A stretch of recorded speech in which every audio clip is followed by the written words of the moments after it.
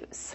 Following 14 years of declining teen pregnancy numbers in South Carolina, now we're seeing an increase. Joining us from our PD newsroom is Forrest Alton, who's the director for the South Carolina campaign to prevent teen pregnancy. Thanks for joining us.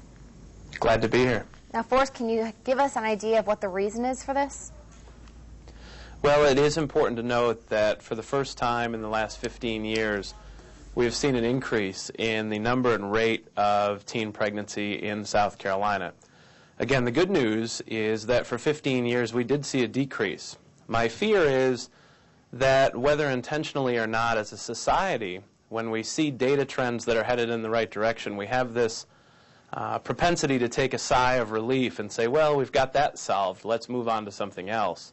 And we know that an issue that's as complex as teen pregnancy requires complex solutions, and more importantly, requires a long-term investment and a commitment to the long term.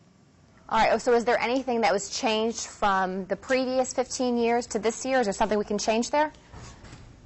Well, I do think that from a policy standpoint, from a programmatic standpoint, we need to refocus our effort on programs and approaches that have shown to be effective.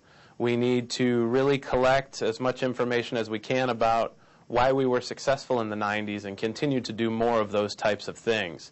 And equally as important, we need to continue investing in young people on the front end. You know, we have seen budget cuts, we've seen tough economic times and tough decisions at the state level, cuts to after-school programs and dropout prevention programs and family planning programs.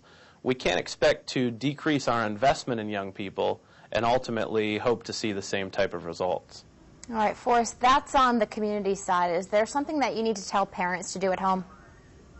Oh, absolutely. We know this conversation begins and ends at home with parents. The last 12 months in the media, from Jamie Lynn Spears to Bristol Palin to the movie Juno, have provided countless teachable moments.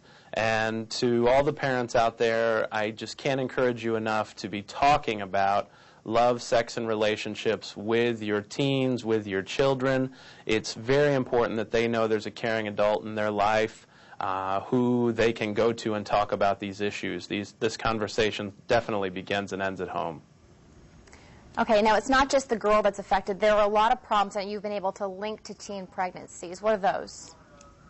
Absolutely. We know that teen pregnancy comes with myriad consequences, not just for the teen mother and the teen father, but certainly health consequences for the baby born to teen parents, much more likely to be low birth weight or very low birth weight, experience future health problems. We also know there are economic consequences that are shouldered by the entire society.